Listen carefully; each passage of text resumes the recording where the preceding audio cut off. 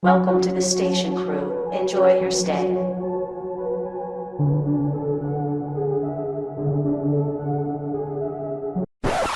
2 seconds later.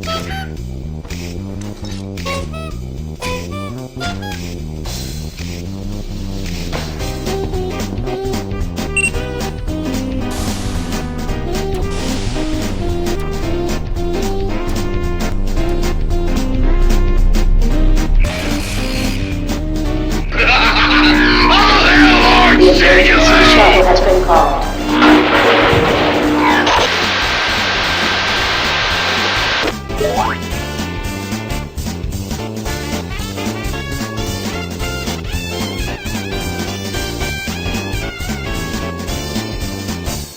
So you decided to join the engineering department, the Nanotracen's finest, the Nanotracen's best. So in this tutorial, I'm gonna show you the basics of engineering, how to set up the engine, how to set up the solars, and a few tidbits here and there. So let's start off with over here. So this is basically the control room. It's just power monitoring room. You got a computer over here that will be a good friend of yours. So you can check check. This basically checks all the APCs in the station, whether they're charged, charging, all that good stuff. Then you got the NT-CMS. This just tells you the information about the engine. These are power storage units. Sometimes they're called SMES. They're basically just huge batteries for the station. You can take a look at atmospheric alerts, station alerts. Those two consoles are good if you want to know what needs repairing. But usually you just hear people scream something's breached or something like that. Right, so one of the most important skills is knowing how to set up and maintain the engine. So what you're gonna need first is be sure you have mesons, optical mesons. Here we go, you pick them up, put them on, because the engine will cause you hallucinations. So to start out, all you need for engine setup is a rapid pipe dispenser. Usually can be found near tables or around the engine. So you pick that up and then you'll just need a wrench. That's what you need. Right, so starting off, turn this off. This is useless. I usually remove these. Then you go into here, this little airlock. So you press Z in your active hand, and it's gonna pop up this menu over here, and this shows you all the pipes you can place down. So for these pipes, you don't want to restrict the airflow. You remove these two pumps over here. You can collect these with the rapid pipe dispenser activated in your hand, and you replace these pipes. So we want a layer 3 cyan pipe over here, replace it as such, and we want a green one over here, also layer 3, so you just change the color and you plop it down. There we go. Now this is set up so it doesn't restrict the airflow. It's very bad to have pumps here. It's not recommended. You can do it, yes, but it's not worth it. Over here, this is basically a small mechanism to capture gases in the engine. It's very rarely used, but sometimes it's useful if you want to produce some certain gases like Ploxium. It's very good. It's way better than oxygen. So what you're going to do, as I did here, you're going to remove these two pipes, and you're going to select the layer adapter, and you place them down here and here, and we're going to add a bypass to this system. So we're going to have a manual valve, and you place one here. Oh shit, here we go. You place them down and you just activate it, activate this, and there we go, this is set up. Now here, so this is the space loop. This is how basically the engine cools down. It sends the gas over to space, it loops around in space and comes back. Over here we have pumps. We don't want pumps here. Instead, we're gonna replace these with valves. You can do digital valves. That allows the Borgs and the AI to manipulate with them. But you know, AI can go malv, Borgs can get emagged, all that stuff. So you rather have manual valves, at least from my experience. Over here is also a bypass from the space loop, so basically this is very important to have as well. So if there's someone that's gonna damage the space loop outside, whether it be new cops or traitors or Borgs, whatever. So you want to have a inside the bypass if the loop is damaged, so it doesn't all get clogged up right outside. Right, so once this is set up, there we go, we got filters here. So what you're gonna need to know is just turn them all on and make sure N2 is ticked. That's all you need to know. You just turn these all back on. So instead of nitrogen just going all the way out to space and being clamped in with the waste gases, it's gonna split here.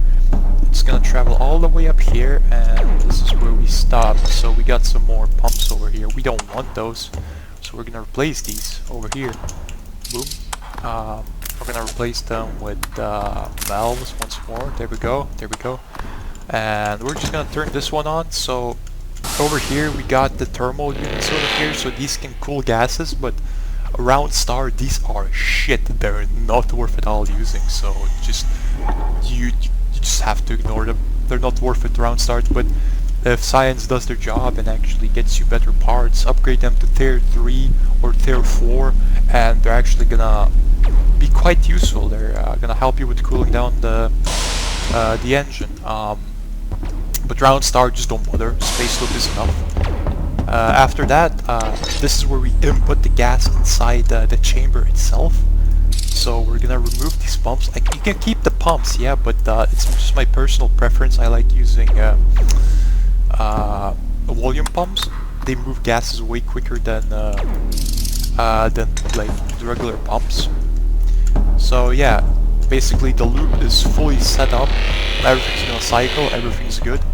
Now the important step over here, you want to input the gas first before you mess around with these alarms over here, because that's gonna do some funky stuff and cause a DLAM. So you're gonna toggle these to max. You can alt click them to toggle all the pumps etc. to max, or you can just click on them and just press on. There we go, they're on. So now the nitrogen's going in. You go to the alarm controls here, and you change the vent controls to internal and disable external. So it's gonna be internal 0 kPa. There we go for the vents. For the scrubbers, you're gonna select siphon. And you're gonna select expanded range. There we go. So now we got a loop going on. So what's happening is so it's siphoning out the gas inside, like all the gas, everything, even nitrogen. It travels from here. It checks over here if you're siphoning any gas with this filter over here. Right now, nothing is happening, so we're not siphoning anything here into these canisters. Then travels back here, goes into space, it cools down, and then it travels over here. It sorts the gas.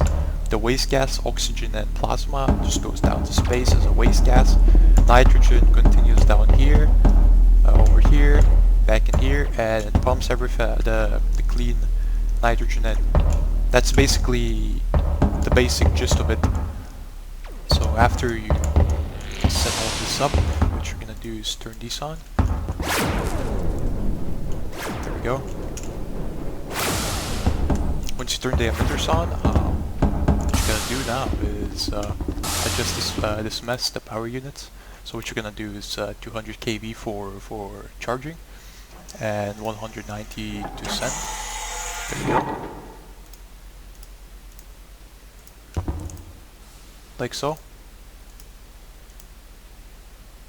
Do it do it for all of these, and you will have enough power for the rest of the round if nothing major happens. You can check the engine stats again over here, so you can see it's majorly nitrogen and oxygen and plasma is getting pumped out. Integrity is 100%, internal power, zap transmission. This is basically how much energy you're making. It's 1.5 megawatts. That's good enough for normal rounds. Absorbed moles. So it's a funny thing about this. If you go over 1600 and the engine delaminate is going to cause a singularity. I'll show this in future tutorials, but it's a very funny thing to do and you're probably going to get mad if you do it. So this is the temperatures. It's 60 Kelvin. It's very good. It's temperature limit. You can use different gases to raise this or decrease it. Waste multiplier. This is just from the gases that are inside. And absorption rate. Basically how much it absorbs the moles. Right, so you got your engine set up. That's very good. But this is probably gonna delam as the round continues. That's just how it is. So you wanna go set up solars now. So you're gonna have to go get the hard suit or a mod suit, what it's called these days. You can't have any other like hats or anything. So you put this on, or your bag. You click, you right click this button here. You activate the mod suit. It's basically a hard suit. You might want to fill up some extra oxygen for this because you're gonna be inside. There we go. So now you're suited up. You're ready to go outside.